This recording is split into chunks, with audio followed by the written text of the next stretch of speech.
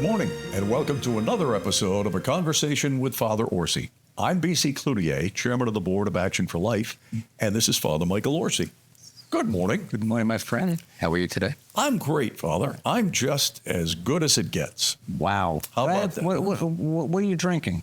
I'm praying more. That's what it is. Oh, that's what it is, huh? The Holy Spirit has come upon me and said, leave all these negative thoughts behind. Give me some of that. Give me some of that.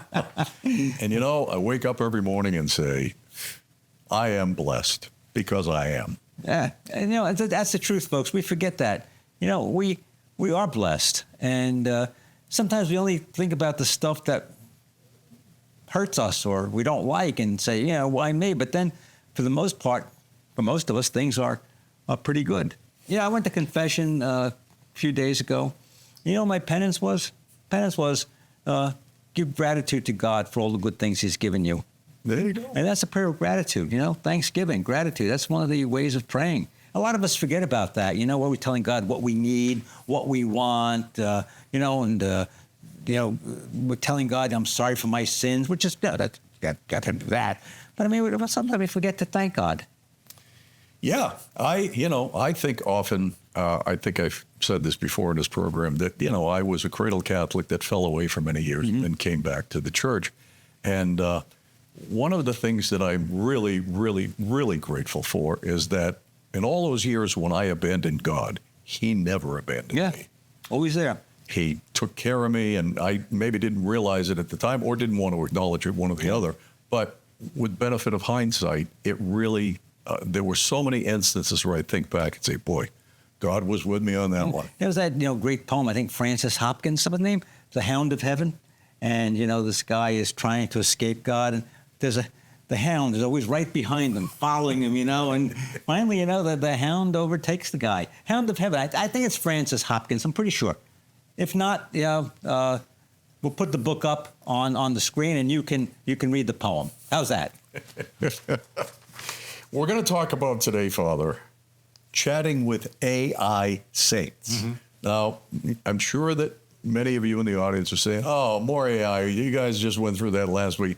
Look, it's everywhere, and it is a fact of life, and it's every day permeating more of our society, right? So anyway, chatting with AI saints. Is this an opportunity or is it peril?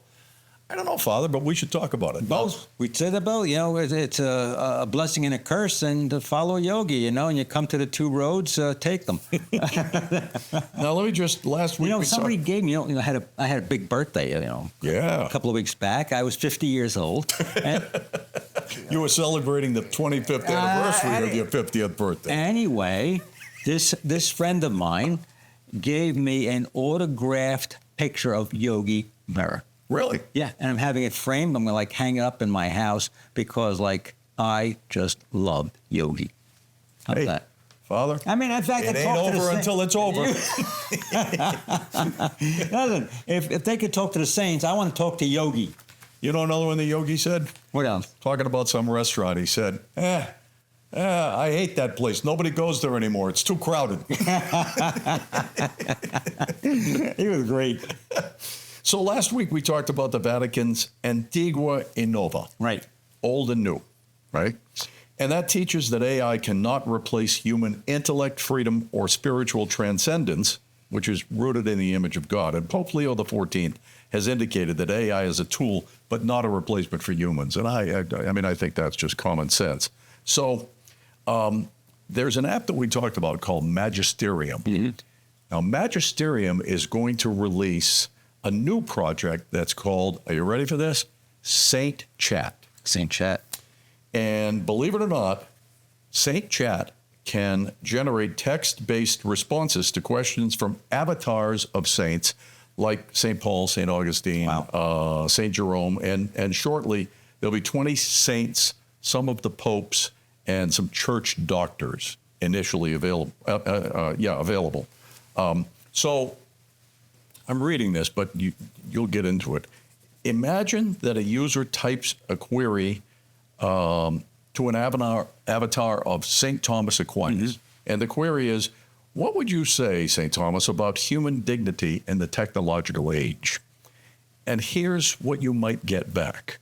My child, though I lived in a time far removed from your technological age, the truth about human dignity remains constant, for it's rooted not in the fleeting advancements of man, but in the eternal wisdom of God. So I think we should note that AI echoes speech, and it can regurgitate textbook knowledge, but it can't be a source of wisdom. So this is kind of fascinating to me that you could choose your favorite saint, in my case, St. John, and begin to have a conversation with him. It is absolutely fantastic. And once again, it can be a wonderful tool, a way of connecting with the saints and tapping into some of the great things that they said and the great things that they did. On the other hand, how does AI get a sense of the kind of person that they were? How does it get a sense of what brought them to do and to say the things that they did? I mean, we can read, just for instance, St. Augustine. We could read St. Augustine, and he was a great theologian, but he also wrote what we call an apology. It's his life story. And there was a reflection with really the first autobiography where he reflected on his own life and how he came to Christ. There's a tremendous amount of information there about the false philosophies that he dealt with. There's information there about his relationship with his mother, his brother Deodatus. There's information about their relationship, with one another. Is AI able to digest that and say, this is what Augustine would say regarding the issue that you are bringing to him? This is not simply a reading from Augustine. It's not simply a digestion of the books that he wrote, but does it really grab the essence of the man? Do the books really present us with his human feelings? Does the book understand the relationships that he had? And most importantly, can it express the grace? He's called the Doctor of Grace. The grace that God gave him to be able to become the great saint that he was. It feels like the answer to that is no. However, I find it intriguing, Father, that maybe if you teasered up every single bit of data that relates to that human being, whatever we know about his childhood, all the way up to his death, everything that he ever spoke, everything that he ever wrote, opinions about him by other credible sources, does AI at some point get such a detailed picture of that individual that they could express what might be that person's opinion? It might being an important word in that statement, but I love technology, Father. I'm an early adopter, and I think this AI thing is fantastic. But I wonder, how close can they get to the saints? Yeah. You see, we hear the expression, this is a textbook case. It almost says, textbook means one size fits all. Okay. Now, in dealing with anybody's life, not just the life of a saint, one size does not fit all. We are all individuals, and no matter how much I write or how much I speak, is it really all of me? And does it talk to me about the transcendental things in my life? Like we talked about how God came into the life of Augustine. He was living a worldly life. He was involved with women. He had a son out of wedlock, and all of a sudden he hears some children singing a little children's song. Leje Tolre, Leje Tole. I think that's what it is. Take and read. Take and read. And he says this was the Holy Spirit speaking to him. Leje, Tole Leje. And the Holy Spirit speaking to him, and he began to read the Bible. And that is the event that began this great conversion that we read about in the Confessions. Folks, this is a absolute must. Get yourself a copy of Confessions. Go online. You can get online and get an annotated version of it. Where you have footnotes, because sometimes the stuff might be a little bit esoteric, or it might be somewhat dated for a modern audience. But you can read this man's development from a sinner to a great theologian and a great saint. Can I give you a hint? Sure. You could go on ChatGPT and say, give me a summary of, right, that book, and within seconds, it will give you, like, the Cliff's Notes version of the book. Read the book. Read the book. When I was in school and we had to read a book, there was something called, you remember this, Cliff Notes? Yeah. Old Father O never read one of the books that they assigned me. I just read the Cliff Notes. Did anybody read the book? No. I don't know who this Cliff guy was, but he's got to be wealthy today. Yeah, Cliff Notes and Monarch. That was another company, Monarch Notes. Yeah. And, I go back and I think to myself, gee, what a fool I was. I should have read the book. And now I read them. The ones that I was supposed to read like 50 years ago, I'm going back reading them right now because there's so much more there. And I think it's the same way with this conversation with the saints. You could read something or you could read an outline, but are you really meeting the saint? It's the same thing with Christ. I mean, you can read the Bible, and if you ever go on an Ignatian retreat, they'll say, read the Bible, try to meet Jesus in the Bible. It's not just a bunch of facts. He was born, he said this, he did that, he rose from the dead, whatever the case may be. But when you look at it, you got to say to yourself, am I really in touch with Jesus? And I could never really comprehend him. And it's not just here, but it's here, and letting that Spirit of Jesus grow inside of you. So I could read the Bible from cover to cover and still not, really know Jesus. I think it was Chairman Mao. He says, "I'll take you, Jesus, but you could keep your Christians." He said, Jesus said a lot of nice things, but they did not elicit faith in Mao.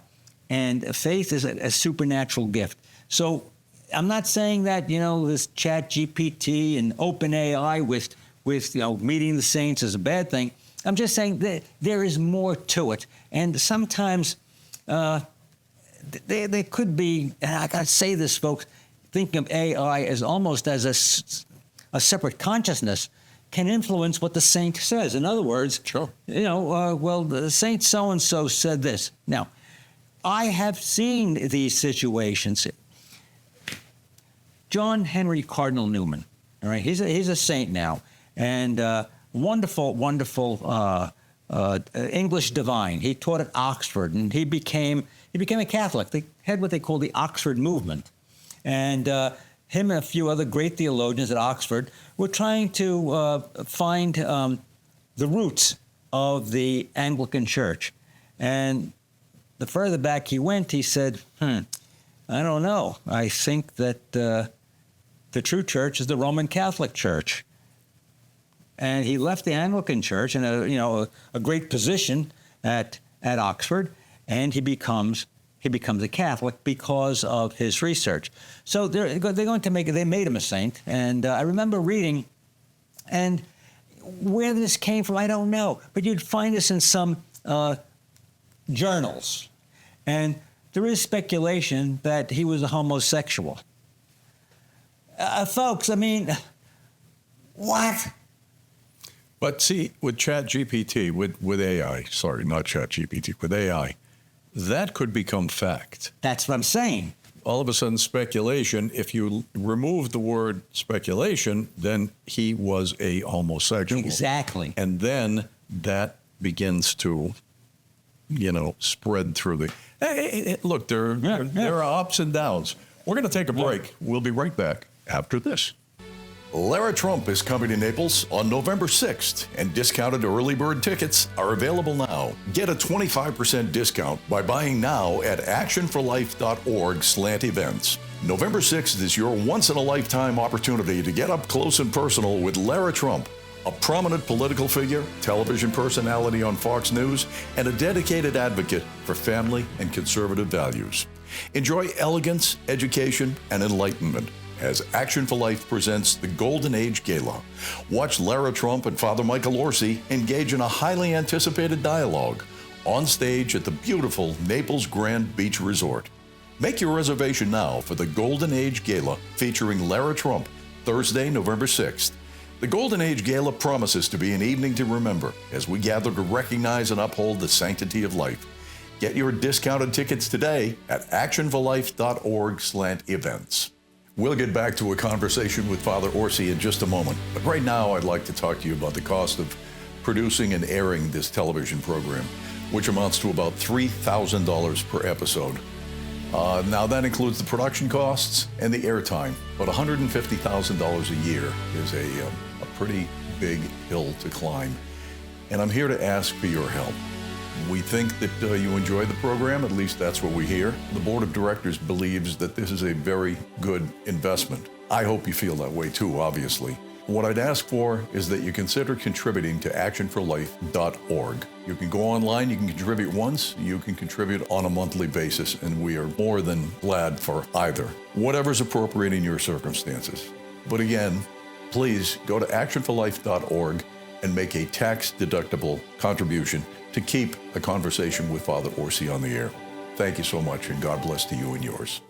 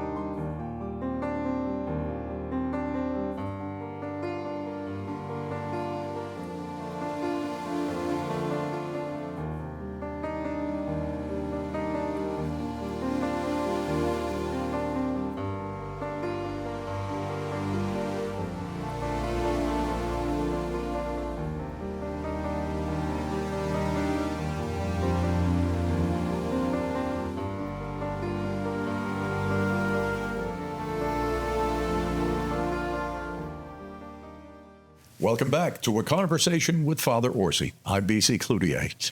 Father, our new Pope, Leo XIV, first American Pope, very exciting, also seems to be a very technologically aware human being. Yeah.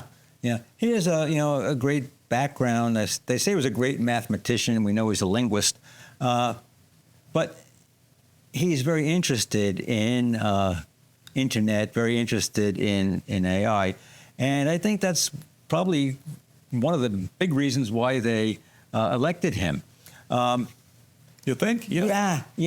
I think that they knew he had the ability to enter into this new age. This age, I said, we had three: technology, we had information. Now we're in the age of intelligence, and just his name alone connotes his concern. Leo XIII was very much involved with the Industrial Revolution, and he wrote an encyclical called Rerum Novarum. I think it was 1893, and that was of new things. It was new technologies that were affecting human beings and the factory workers and fair wages and all that stuff. Great encyclical, great Pope, Leo XIII. So we are now leaving that technology age, that information age. We're into the age of intelligence. And so he takes the name Leo XIV. He's picking up the story. As humanity develops and as the world develops, we have to be able to respond to it in an intelligent way. And I think that is the direction that he is going in. So I think there's a lot more to come with Leo.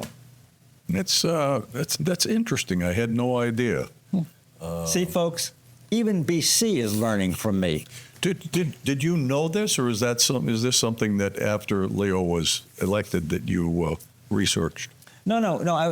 I was wondering. You knew about Leo the 13th? I mean, I knew Leo the 13th. I knew Yeah. Leo the 13th because that's big insofar as Catholic social teaching is concerned. And I taught that when I was at the law school. Okay. And I taught about Catholic social teaching and the popes, the encyclicals. And, of course, that was one of the big ones. That's one of the earliest encyclicals that we have on Catholic social teaching. Interesting. Might be the earliest, as a matter of fact. So this AI thing, like so many things in life, we won't realize what's happening until after the fact. It's going to be trial and error. The thing with the saints is interesting to me, but it feels a little dangerous. Yeah, it could be. It could be. I mean, AI already does have a mind of its own. Sure. And it can outsmart human beings, and it can take control of our world. The key is, are we going to let it do that? And we have to be very, very proactive in controlling AI before AI controls us and the human element, the human evaluation is removed. Something even as, it's not simple, but it's very dangerous. Suppose you have a weapons system in a country that's built for the defense of the country. And the AI makes the determination that we're going to be attacked imminently, and it sets off a counterattack. And maybe it got false information. Or maybe without the human element in there, of the president with the black box making the decision, it could trigger, World War III, IV, V, and VI.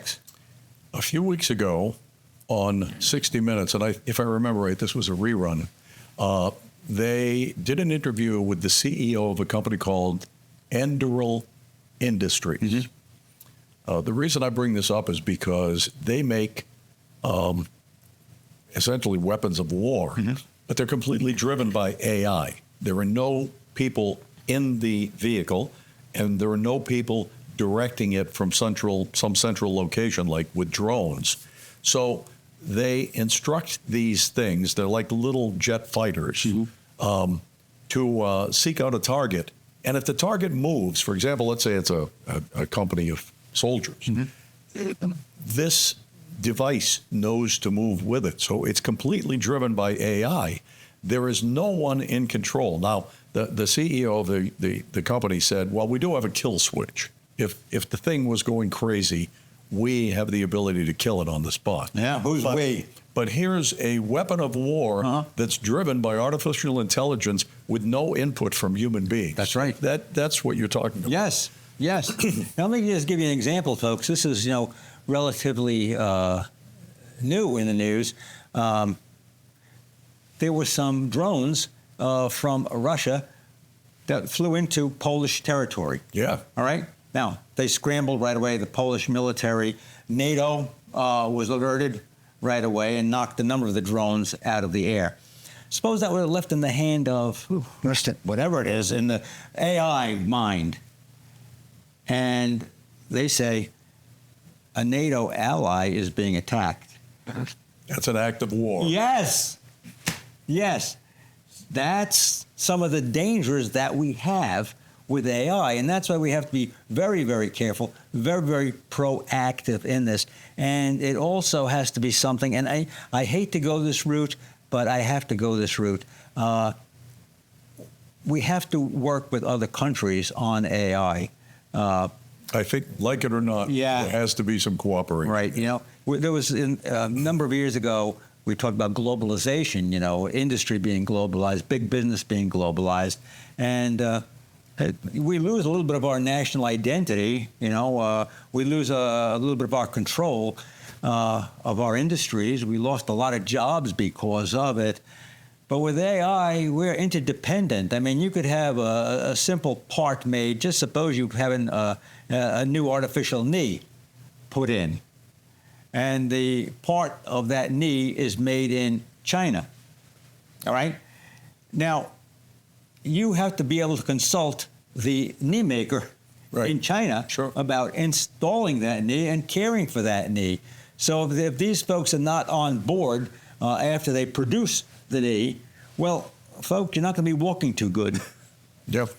I mean, we could get on a rabbit hole with Yeah. that one.